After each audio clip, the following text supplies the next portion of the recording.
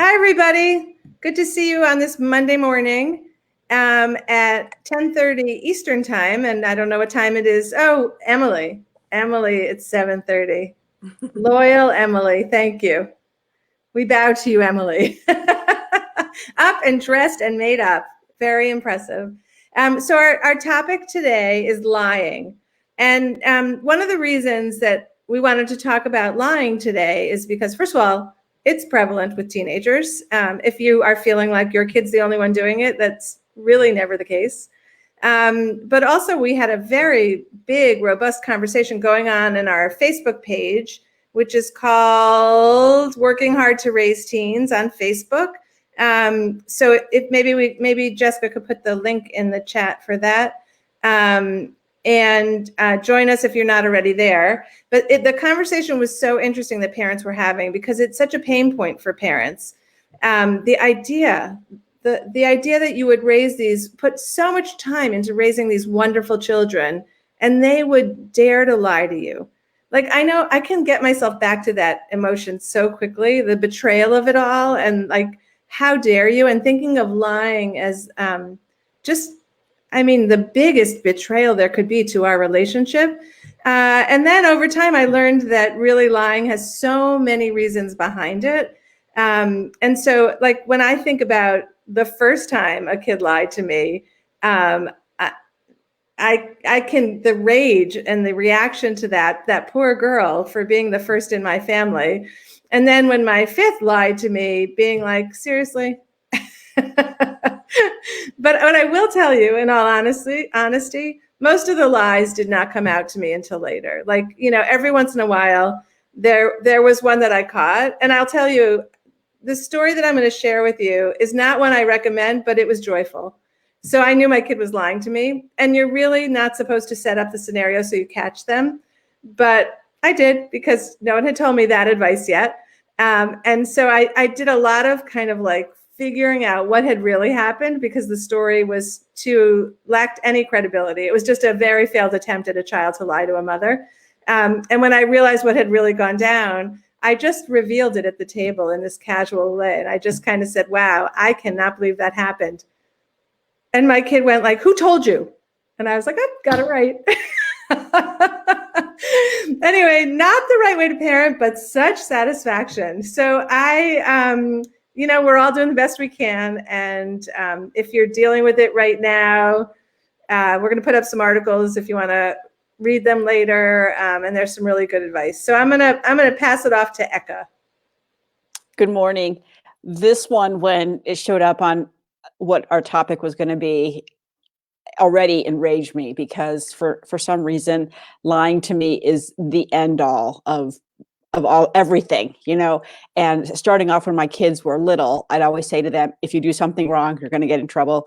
If you lie about it, it's going to be even worse. So I had put these guidelines down from the very, very beginning, because I have no idea why it's such a hot button with me.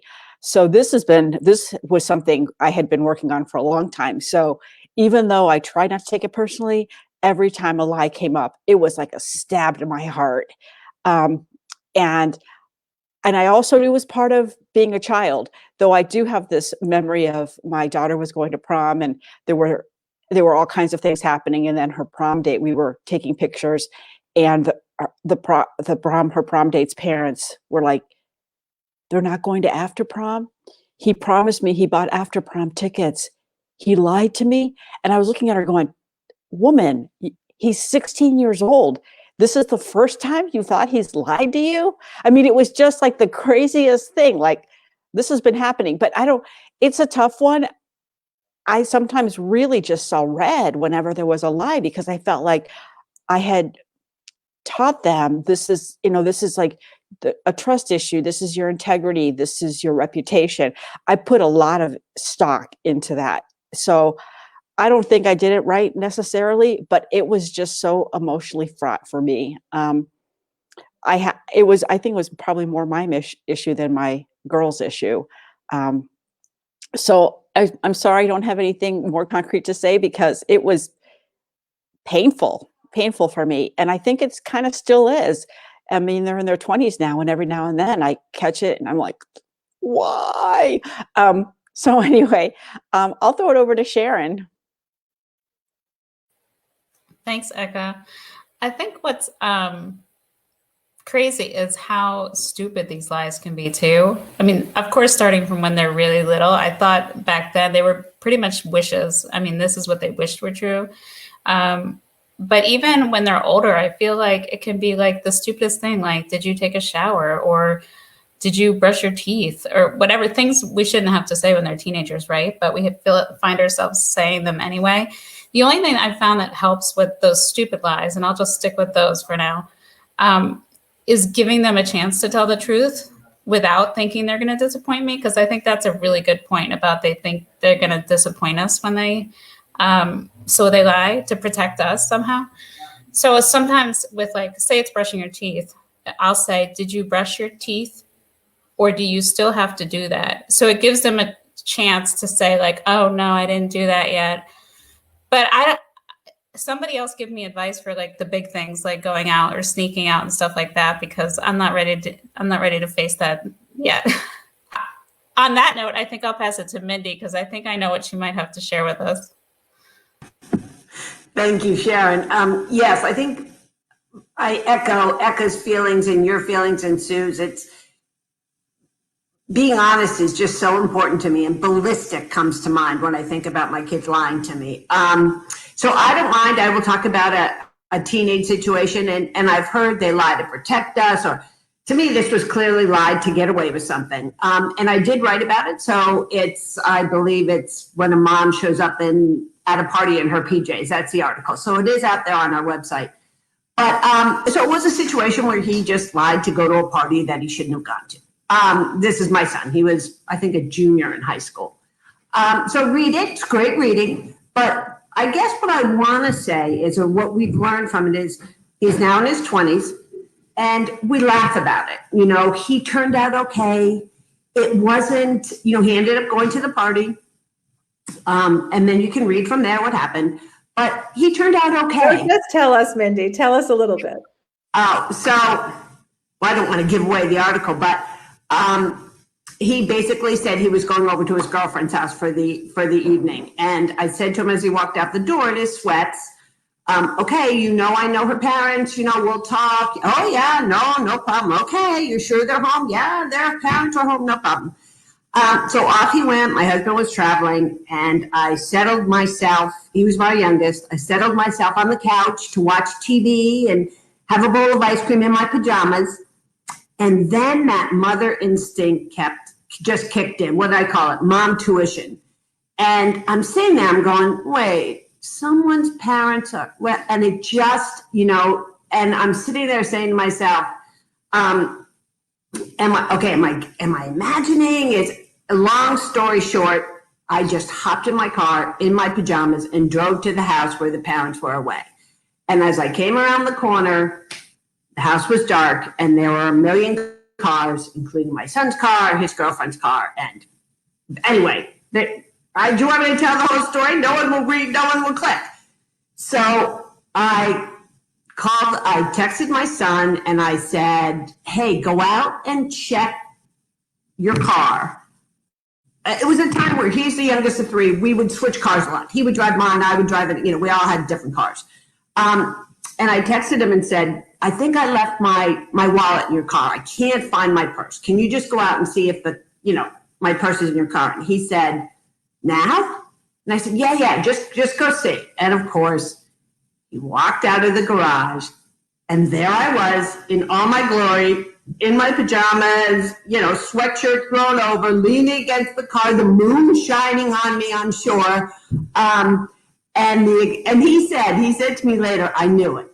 And I controlled myself. I threatened. I said, I'm going in to see what's going on in there.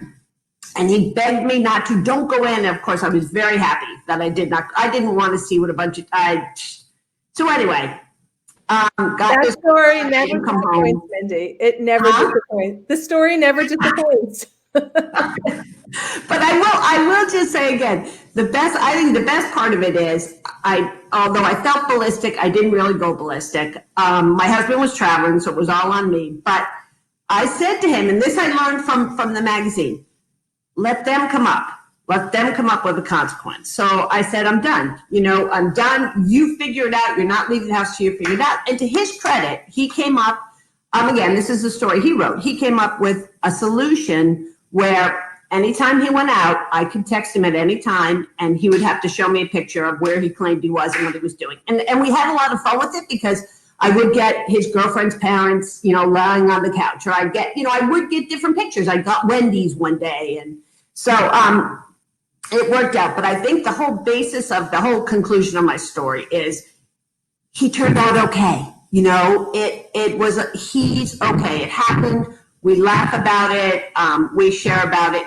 They're going to lie. It's going to drive you crazy. But, I guess that's my story. It's going to happen. They will be okay. So now no one will read the article, but that's okay. That's okay.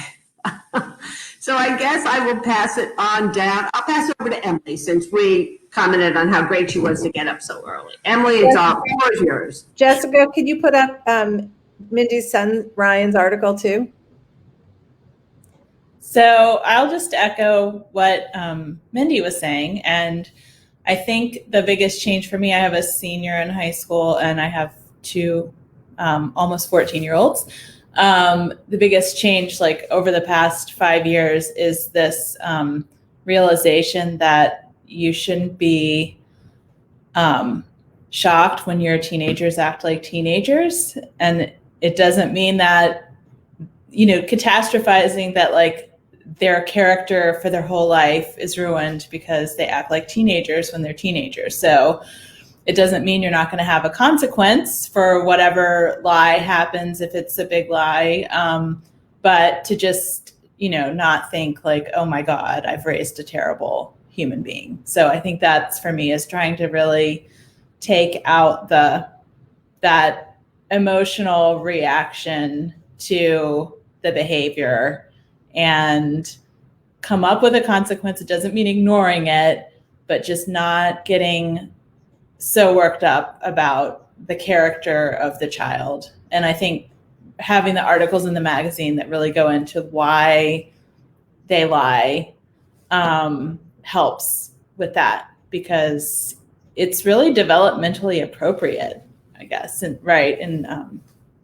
for them as much as it is painful for us as parents.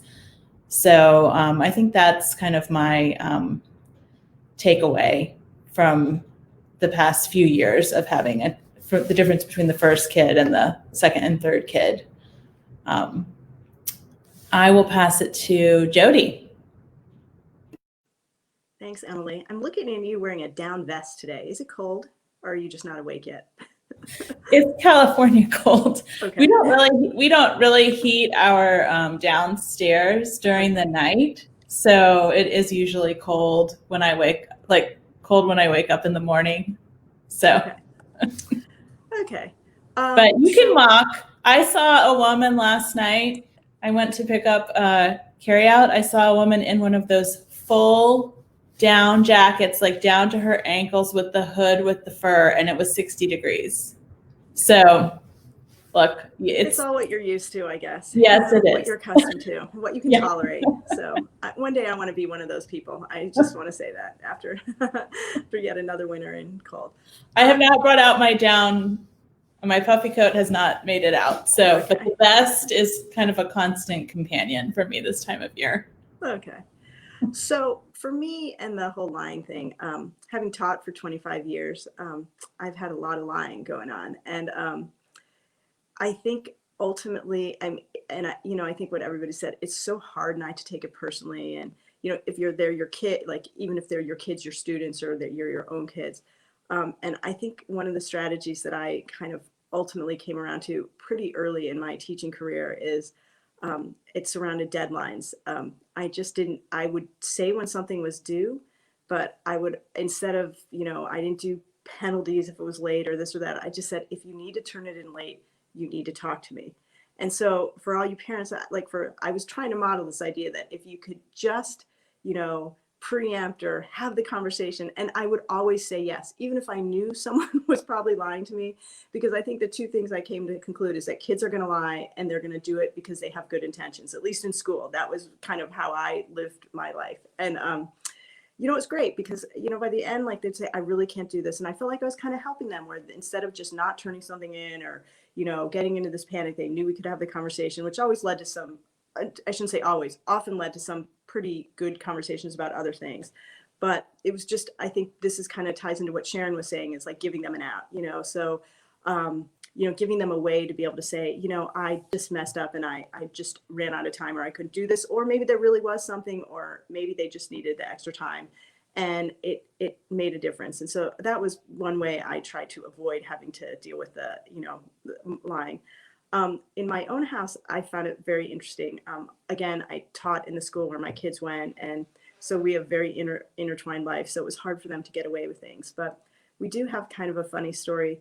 We were very strict about graduated driver's licenses. So we did not let our kids drive with other kids once they got their licenses. It was like 6 months. We, you know, said it every day, and, you know, we got the nods. And actually one of my children got into an accident, so he was really actually very careful about it. My oldest one, I don't know what he did, but he seemed pretty careful about it. But my youngest one posted a picture of her in a car with her friends on Instagram, which, you know, just ended up being a really funny conversation, because this goes to the topic that we haven't talked about. Like, if you are going to do something that you're not supposed to do, you know, you probably putting it on social media would not be the best strategy. And so again, it led to kind of funny conversations and this and that. And well, I don't know if my daughter thought it was so funny, but we did. So, you know, that is just another, I think, you know, tangled web that we weave here.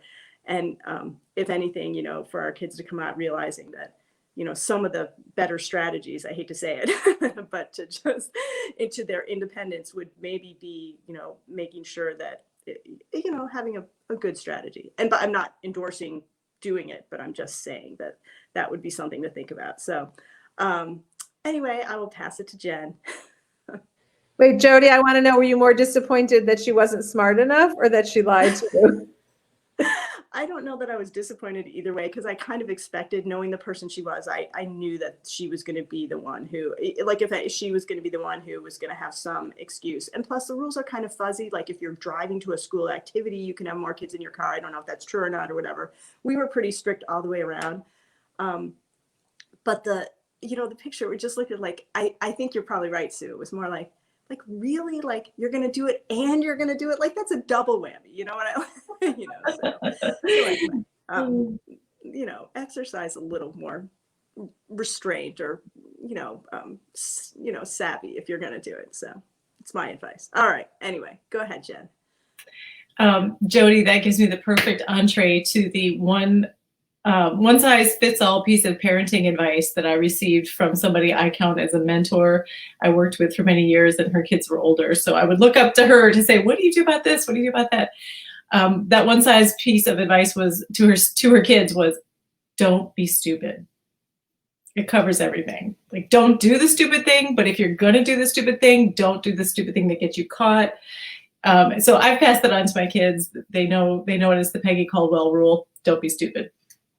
So backing up just a little bit though, I do have a very vivid memory of a 6th grade open house that I attended. And this is funny because most of those blur together, that most of us don't remember 2 minutes after we've left what the teacher said. It's a lot of womp, womp, womp, womp, just like our kids. But this one was great because the teacher said to the classroom of parents sitting at their kids' desks, there's just one thing you need to know about 6th graders. And we're all like, oh, what is it? I need to know. Because they lie.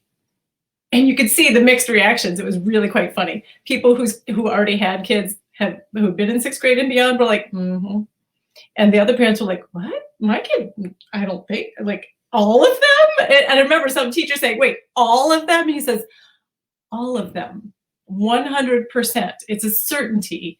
And he said that was his way of talking about things like homework assignments. This was the days before electronic grade books. So he said, they're going to come home and say, Mr. Smith says we don't have any homework tonight. He goes, that is a lie. They will have homework every night. It might not be a lot, but they have something every night. You need to check their planner. They're going to tell you they lost their planner. Look in their backpack. I mean, he had some very concrete suggestions, and he was talking as both a parent and as a teacher, so he knew whereof he spoke. And yeah, that was just like, it was just really good to lay the groundwork that this is a norm. It is, as Emily said, developmentally appropriate, and that it is a 100% certainty that at some point in life, your kid will lie to you, because we all lied to our parents. Why would we think they're different? So just setting the ground rule, I think, is good to know. And I think also, just like with anything else in parenting, the older they get, the problems get a little bigger. The lies start off kind of like small and cute and funny, as Sharon said, and then they can be things like, I have a friend who's dealing right now with a kid who is in college and just failed to go to his classes, and she got a bill for the tuition. She thought it was a tuition bill, so she opened it up, and it was his grade point, which was 0. These things do happen. So they are not doing it to disappoint us. There are often other reasons behind it. And sometimes it's fear of the unknown or fear of failure can actually freeze them in place. Understanding the why is helpful, and trying to, but we're only human, and we're going to have reactions to it, and understanding ourselves and giving ourselves a little bit of grace for feeling the anger that Eka feels, for example, and Mindy, that's normal too. So Jackie also says learning the why is helpful. I saw that. And I also saw that Cherie said she would read your article, Mindy. So there you go. So I'm going to wrap it up and just let you know about one thing else that we're putting on later today on the Your Teen. It's not on our Facebook page. You'll see a promotion for it on our Facebook page, but it's actually via Zoom. So you have to sign up for this. But we have a great opportunity to talk with a New York Times reporter named Ron Lieber, who has a book coming out about the price you pay for college. It's a book I wish I had had before my kids went to school. It's all about, like, why does college cost so much and who pays what, and what are some smart strategies for making sure you understand the biggest financial decision that you're going to make as a family before you make it. So great information. If you've got a kid who you think is headed toward college, even 5-10 years from now, it would be useful to read, but especially if you've got one who's in high school. So really encourage you to go sign up ahead. If you can't make it live, you'll get the replay. And I think we have some books to raffle off, Sue. Is that correct? Yes, I got the thumbs up on that. So that's an opportunity for you as well. So please join us. Sue, any last words, or we're heading off? This is the playoff music. Thanks for joining us this morning, and join us back here every Monday at 10:30, where we talk about things behind the scenes. Take care.